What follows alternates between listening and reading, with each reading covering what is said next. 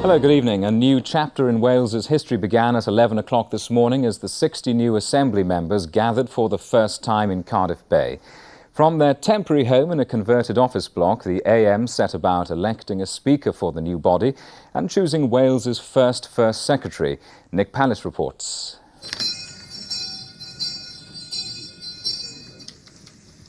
Bore da pawb. Good morning, everybody. Consciously devoid of the pomp and circumstance normally connected to such occasions, and in surroundings more akin to a county council, the National Assembly's first task was to elect a presiding officer, or clwydd. Lord Ellis Thomas, the member for Meirionydd Nant Conwy and former Plaid Cymru president, was elected unopposed. Labour's Pontypridd member Jane Davidson, his deputy. This is a bilingual building, and we have the facilities to make choice of language.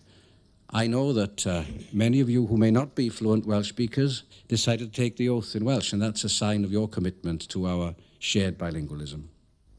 The next formality during these very informal proceedings was to choose the first Secretary, effectively Wales's Prime Minister, and again there were no surprises. But we need to build a hope and a belief that the Assembly can and will change Wales for the better. Today can mark the start of a new era, not just in Welsh politics, but in Welsh life. It was then the turn of the other party leaders to make their inaugural speeches. We must avoid unnecessary confrontation and sterile oppositionalist stances, which have done so much damage to the status of politics in these islands.